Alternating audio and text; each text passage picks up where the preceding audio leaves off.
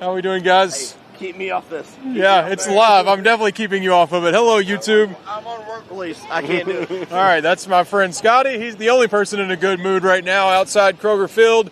Cats just lost to Ole Miss 30-23. Almost 30-20. Punched in a field goal to cover the spread. But overall, a pretty disappointing day from the Cats.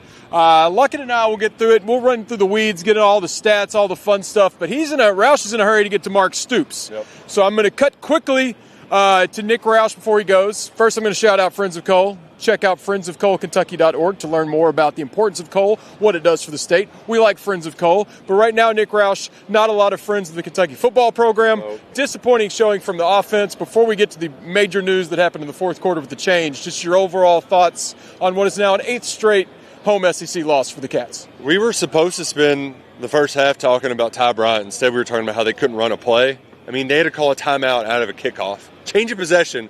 Couldn't get 11 men on the field to run a play. It was a disaster. And the worst part, too, is, we know that Cole is resilient and reliable. I'll give Kentucky some credit. They were resilient. They had 2 3-and-outs start the second half, and I thought they're cooked. The defense got stops. And then the offense went back out there, and they actually scored another touchdown, tied the ball game. Seth McGowan got hot, but here's the issue. Seth McGowan did not get the ball enough. Dante Dowdell did not get the ball enough. I don't have the stats in front of me, but they passed it more than they ran it. Why? I don't know. The only pass that worked was to Jamori Macklin, and that's because Ole Miss ran a quarterback blitz, and he was running free down the sideline. Everything in the passing game stinks. It's not good. It's bad. All right, we get that. You know what it is. Quit trying to force it. Just run the damn ball. We've been saying it for months. Run the damn ball. I do not know why they did not run the damn ball, Drew. Well, not only did they not run the damn ball enough, we actually got to see 2 quarterbacks in this game.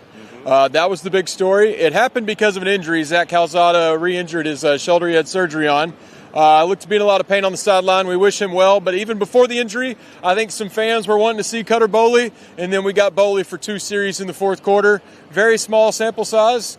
Looked a little loose in there. Took a couple shots as soon as he came in. What did you think about the very short Cutter Boley experience?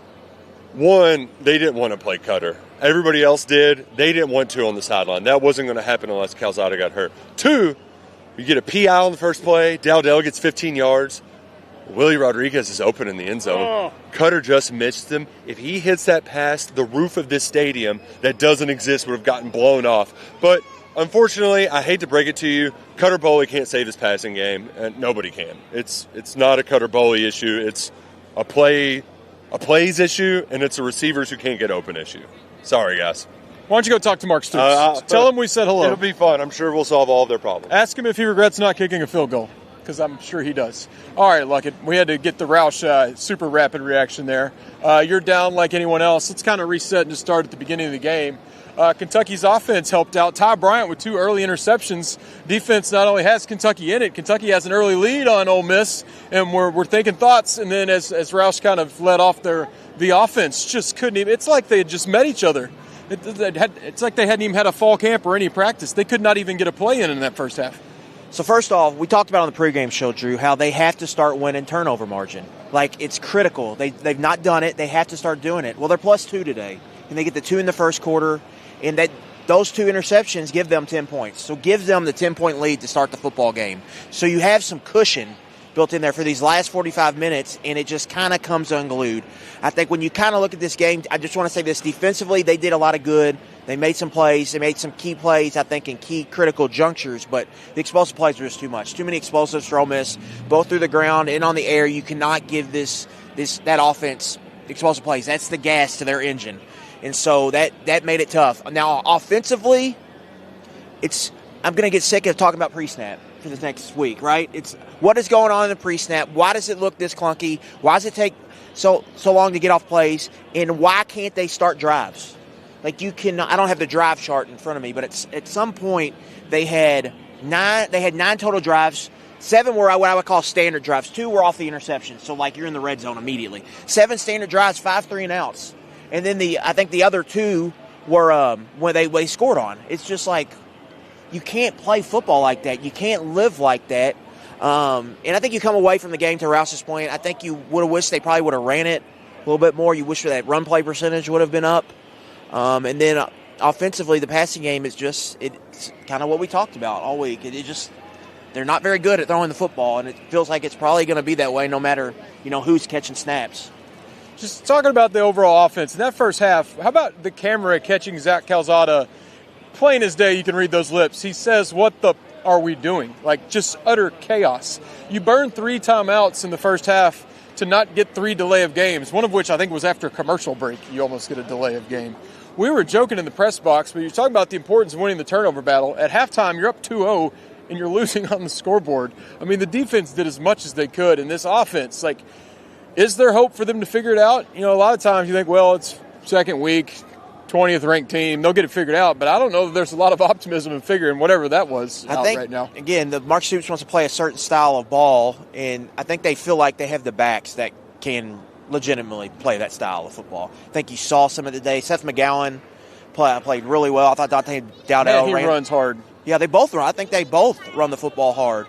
But included in that style, it's not just backs that run the ball hard. It's an offense that can churn out first downs, stay on the field. One of the biggest issues I had today was that the offense just could not execute what Kentucky's blueprint wants to be, which is to be kind of this ground and pound, ball control offense. You can't have ball control when you have this many 3-and-outs. And the pre-snap stuff obviously stands out there, and the lack of explosive plays. We joked while we were up there. It just takes forever for them to, kind of get going. And that really hurts them, I think, because it's hard to go on drives if you can't pop off a 20-yard run or you can't find a 25-yard completion. We don't know what's up with Calzada. They're probably actually answering that right now. Probably going to be some scans involved. Let's just say he's healthy and able to play next week. Do you go right back to that, or do you see what more you have with Boley after those 2 series? It's a tough question. I think if you're committed to Calzada, which it seems that they are, I think you just have to ride it out, right? I mean, my big thing with the QB situation, Drew, is like once you switch, you can't really go back. And you have to be sure that Boley is ready and that the pieces are aligned for him to succeed. And there's some tough-ass defenses coming down the chimney. Oh, yeah. So you have to figure that out, and it's not easy. And that's why I think this was such a missed opportunity. The game was really there for the taking. I thought in multiple instances, if Kentucky just got a bounce here, a bounce there, or not as much inefficiency on offense, they could have won the football game. So now you're looking at Eastern Michigan bye, South Carolina, Georgia bye. Like, that's a tough little stretch there, and that South Carolina game becomes huge for a multitude of reasons. And then next week it's like, what do we look like and what do we want to be on offense? To me, it's almost like, well, what's the identity here? Outside of being a circus in the pre-snap. Yeah. What is the identity for this offense? That's something I'm trying to figure out, because it felt like they asked Calzada to drop back a lot against this team, and I thought running the football, or committing to the run and trying to play ball control would have been the method. Just overall, I mentioned this start kind of jokingly, but it does suck that they cannot win an SEC home game here lately. Yeah, that's part of the problem. It's a huge problem. You got people paying money, tailgating, showing up, and you cannot give them a conference win in 2 years, and that streak is probably going to get a lot longer after not getting this one done. I mean, what you mentioned, you got to win South Carolina, or you should win South Carolina if you want to have any hope of keeping this together before that tough stretch. But where is just the fan base on coming in this place now that it's been 8 straight losing games? That's a great question. I think Eastern Michigan next week, 7:30. Yeah, what kind of tailgate we looking at? First night tailgate, so maybe that brings some people out. But look, if they don't, really, to me, the next circle game, and it's like permanent marker, double, triple circles, is South Carolina. That game is almost, to me, before the season, Drew, the South Carolina Ole Miss game were the two. Like, you had to get one of them. If you don't get one of them, it feels very, very hard. No, go Tigers. And so high school rivalries never die. So yeah, what was I even talking? Now I got St. X rage. And tomorrow you're gonna have Bengals rage when you get Joe Flacco on Week 1 NFL. All right, there you go. You want to chime in? Guest spot? Come on, get in here. How you feel about the game? You, like everyone else, probably a little disappointed? Maybe disoriented because I was so crazy. But am I wrong? QB sneak, 3rd and 9, fourth quarter. We didn't even bring that up. Is that where we are? Yes, that. That was the second game Bush Hamden call. QB sneak, 3rd and 9. hard to walk. If this was a video game, I would have thought somebody hit the wrong button on the playbook to get that out there. Well, I would love to comment, Drew, on that, but we got to go back to the first half now. 3 timeouts in the first half, all 3 to avoid penalty, not strategy. All 3 first half penalties were because we were going to get a penalty. We dodged 3 delay games in the first half. That's big. Great use of those timeouts. If we were going to be Heisman Trophy anything, it would be Heisman Trophy, dodge that penalty. Please burn the timeout because we can't think of anything better. I don't know. Well, really frustrating. Try to go enjoy what's left of our Saturday. I know it's a sad. Yeah, I'll see you there. Chili Dog's playing tonight. I heard he's big on TikTok. I'm actually going. Shout out to Chili Dog. I don't know who you are, but I will see you later. And YouTube, we'll see you later. Thanks to Friends of Coal for sponsoring it. friendsofcoalkentucky.org. Go learn about coal. We're going to need lots of coal to keep the lights on. Right now, I don't want coal. We want to get the lights off and forget this happened. But thank you for sponsoring it. Drew, one thing before I go. Oh, yeah, to Cook. I don't think Kentucky scored more than 2 offensive touchdowns in a power conference game last year. It was 9. This is 10. Well, also, you've got to score more than 2 touchdowns in a football game to win. Like the defense had some moments, and we'll get into it this week where some stuff happened that just can't happen in this matchup. But offensively, they've got a lot to figure out. Well, I could also point out that last week, the only touchdown for 3 quarters helped out by a very short field. Today, 2 interceptions give you a little short field. Right. The defense is putting them in good spots. Yeah, absolutely. That's a great point. We've had a couple good drives with some long runs last week with Dowdell. McGowan had a good drive today. But otherwise, the defense has kind of set them up where they had no option but to score. But we got that going for us.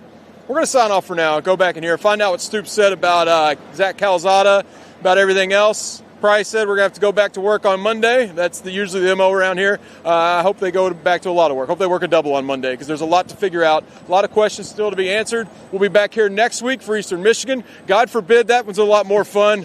Holy crap, it better be a lot more fun because this was not. Cats lose another SEC game now, 1-1 in 2025. Lane Kiffin's leaving with his hot yoga, taking it with him. Thank you, Friends of Cole. Thank you, Luckett. Thank you, Roush. Thank you, Steven. Thank you, random people that dropped by. Go Cats. Congratulations, Ole Miss. Yes, 2-0. I bet on Ole Miss, though.